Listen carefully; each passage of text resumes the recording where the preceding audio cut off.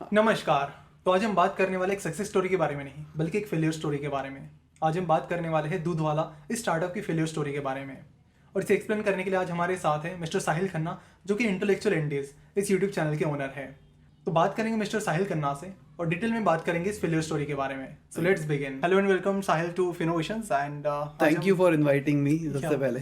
And आज हम बात करेंगे दूधवाला के बारे में। दूधवाला स्टार्टअप जो फेल हुआ है कुछ महीने पहले, उसको हम आज एक्सप्लोर करेंगे। उससे ट्राई करेंगे कि ज़्यादा से ज़्यादा लर्निंग हमें मिल पाए। तो शुरुआत करेंगे कि दूधवाला क्या था बिजनेस, उसका बिजनेस मॉडल क्या था एंड वो फेल कैसे हुआ। सीधे सा जैसे नाम से पता लग रहा है दूध वाला, तो ये वही दूध वाले भैया है आपके, वो नहीं है, उस लेवल का नहीं है। पर बेसिकली इनका आइडिया ये था कि जितने भी ग्रोसरी वाले हैं और जितने भी दूध वाले हैं, आप चाहे मैन्युफैक्चरर हो, चाहे आप प्रोड्यूसर हो, चाहे आप कुछ भी हो, आप हमारे साथ टाइप करो, हम आपको पूरा डिस्ट्रीब्यूशन नेटवर्क देंगे और हम आपको कंज्यूमर के एंड तक पहुंचा के देंगे। Okay. इनका आइडिया ये था। तो नाम से जैसे पकड़ रहा है दूध वाला, इन्होंने स्टार्टिंग करी दूध से, दूध सप्लाई करने से। उसके बाद ये ग्रोसरीज के अंदर भी घुसने लग गए। रिसेंटली अगर आपने सुना हो तो ये कंपनी बंद हो गई। बंद नहीं हुई, इन्होंने अपने ऑपरेशंस क्लोज कर दिए। अब ये भी एक स्ट्रेटेजिक टर्म है, कल को शुरू हो सकती है। इन्होंने अपने ऑपरेशंस बंद किए और इनका ऐसा कहना था जितना भी यूजर बेस था, जो उनके भी पैसे पड़े थे, वो फ्रेश टू होम यूज कर सकते हैं और सारे के सारे वो ऐप यूज करके वहां से कर सकते हैं। पर लोगों का कंप्लेन आ रहा था कि भाई हम वहां पे अपनी उसी आईडी से लॉगिन कर रहे हैं तो काम नहीं कर रहा है। कई लोग कह रहे थे, जो वेंडर्स थे, कि हमारे पैसे लेके भाग गए हैं। एम्प्लॉयज ने एफआईआर तक कर दी कि हमारे पैसे लेके भाग गए हैं। तो अगर पैसे लेके भाग गए तो फ्रॉड भी हो सकता है। बिल्कुल। और दूसरी साइड अगर देखी जाए तो हो सकता है इनके पास फाइनेंशियल क्रंच आए हो, पैसे बिल्कुल खत्म हो गए हो और अब वो पैसों की कहीं से ढूंढ रहे हो, फंडिंग वंडिंग के लिए ढूंढ रहे हो। इस चक्कर में उन्होंने बोला हमारे ऑपरेशंस क्लोज हुए पर हमारी कंपनी क्लोज नहीं हुई है।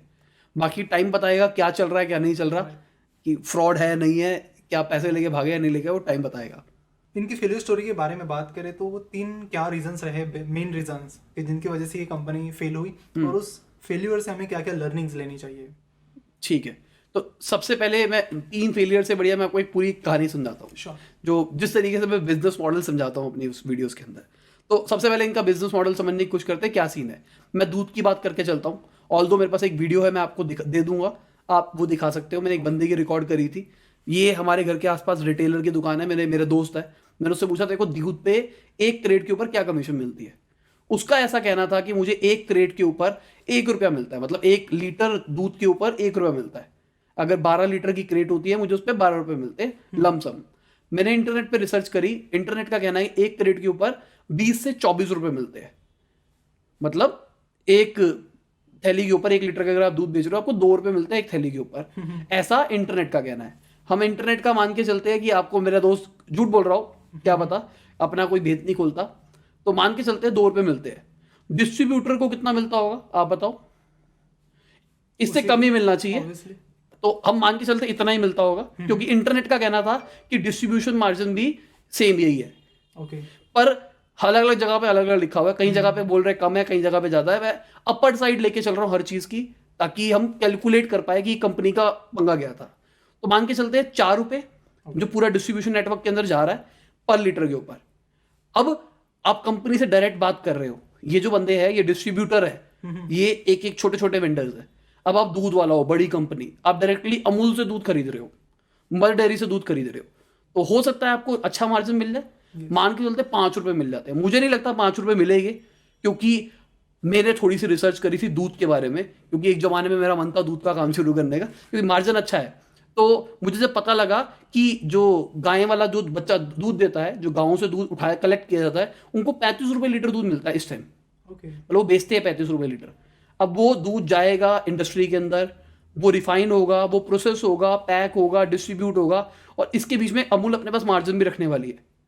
तो मुझे नहीं लगता कि दूध इतना कम तक आएगा रेट। तो मान के चलते हैं 5 रुपए इज गुड। अगर मैं पूरी चेन की बात करके चलूं, आपके घर में एक एवरेज दूध कितना यूज होता है? 1 लीटर। 1 लीटर। मेरे घर में 2 लीटर। कोई अच्छे बंदे हैं उनके घर में 5 लीटर। तो आपके घर में 2 लीटर एवरेज दूध यूज होता है मान के चलते हैं। Okay. 30 दिन आप दूध पीते हो, कितने लीटर दूध हो गया? 60। तो 5 रुपए एक के ऊपर बच रहा है, तो 5 इंटू में 7, 300 रुपए। 300। तो 300 रुपए का रेवेन्यू जनरेट करेगा दूध वाला एक फैमिली से, एक हाउस होल्ड से। राइट। ठीक है। अब जो बंदा डिलीवर करेगा वो भी कुछ कमीशन लेगा। बिल्कुल। अगर मैं हाइपर लोकल डिलीवरी वाले जो नेटवर्क्स बन रहे हैं वो 10 रुपए डिलीवरी लेते हैं, जो कि बहुत कम है। मैं मान के चलता हूँ 5 रुपए डिलीवरी ले रहे हैं, तो भी हमारा कुछ पैसा डिल्यूट हो गया। तो 300 रुपए हमको मिल रहा था, 300 रुपए में से कुछ पैसा वो भी ले जाएगा। हाँ। 30 डिलीवरी कर रहा है, 30 रुपए बाद 150 रुपए चला गया।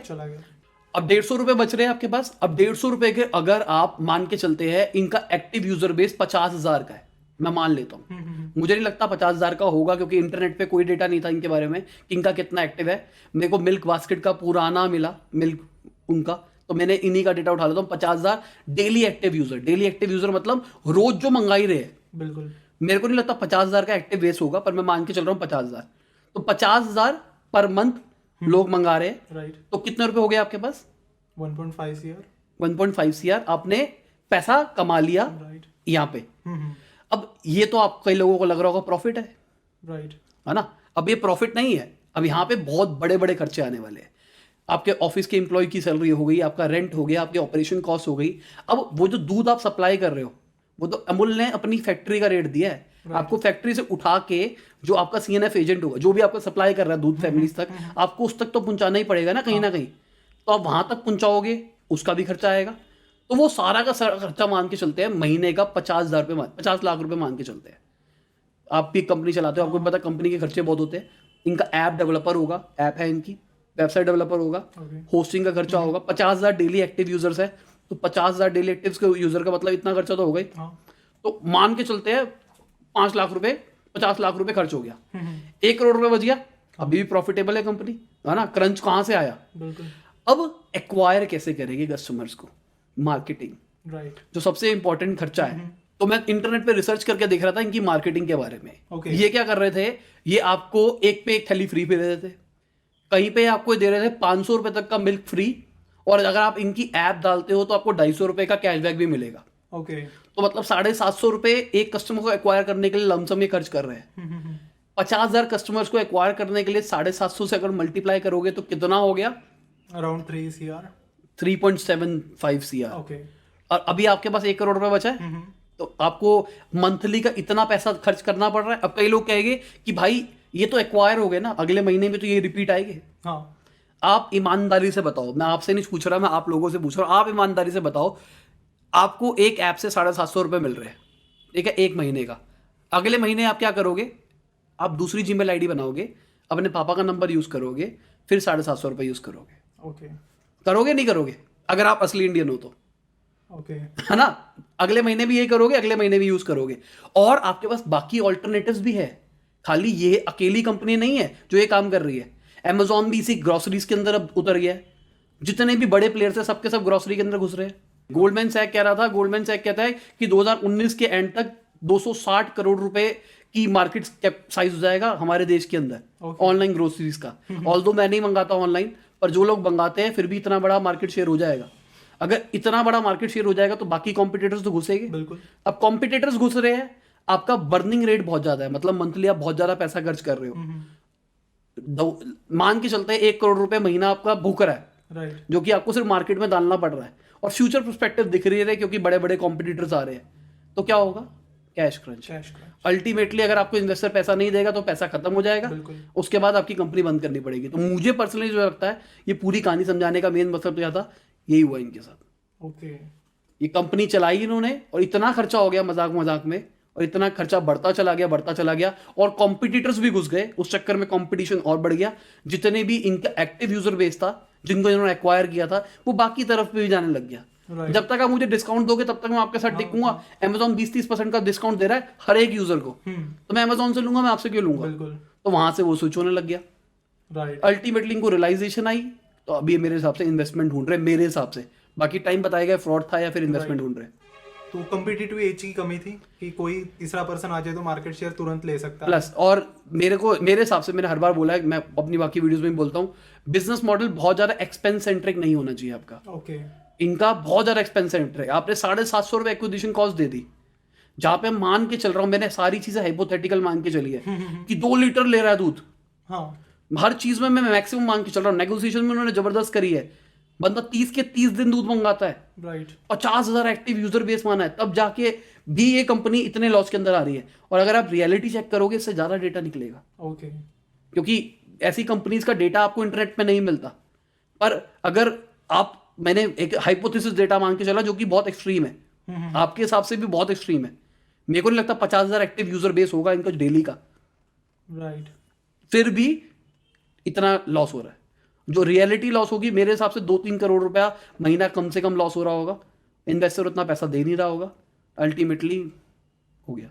राइट। फंडिंग उन्होंने उठाई थी अच्छी, बट कैश क्रंच ही इतना था कि सारी फंडिंग उसमें चली गई बस। एंड लेटर ऑन जैसे ही कंपटीशन बढ़ने लगी, कैश क्रंच भी बढ़ने लगा, कुछ कस्टमर अक्वायर करने का नया तरीका मिल नहीं रहा था, कैश बर्न होती चली जा रही थी। बस सो मेरा मानना है पहले बिजनेस को एक डेमो टेस्ट पे रन करो, उसको प्रॉफिटेबल निकालो, तब एक्सपेंड करो। अभी हम पहले भी बात कर रहे थे इन्वेस्टमेंट पॉइंट ऑफ व्यू से, पहले आपका बिजनेस मॉडल प्रॉफिटेबल होना चाहिए। प्रॉफिटेबल जब हो जाए उसके बाद इन्वेस्टमेंट एक्सपेंड वेंड का चूज हो। तो फाइनली मतलब मेरे हिसाब से मेरा पॉइंट ऑफ व्यू क्या रहेगा कि ये जो कंपनी गई, इसका मेन रीजन क्या था? एक तो एक्सपेंसेस बहुत ज्यादा थे, एक्विजिशन कॉस्ट बहुत ज्यादा आ रही थी, क्योंकि आजकल क्या चल रहा है, सारी स्टार्टअप्स को बहुत मार्केटिंग खर्च करनी पड़ रही है, कस्टमर एक्वायर करने में बहुत खर्चा आ रहा है, और कस्टमर किसी का सगा नहीं है, उसको जहां डिस्काउंट मिलता है वहां भाग जाता है। आज जोमेटो पे डिस्काउंट चल रहा है तो जोमेटो से लेगा, कल स्विगी से मिल रहा है स्विगी से लेगा, दोनों जगह पे सेम ऑप्शन अवेलेबल है। ग्रोसरी की बात भी करके चलूँ सेम है, आज आलू यहाँ पे भी मिलेंगे वहाँ पे भी मिलेंगे, अगर मुझे नमक मंगाना है यहाँ पे भी मिलेगा वहाँ पे भी मिलेगा, जहाँ सस्ता मिलेगा वहाँ से लूंगा ना, क्योंकि India is a price sensitive market. Right.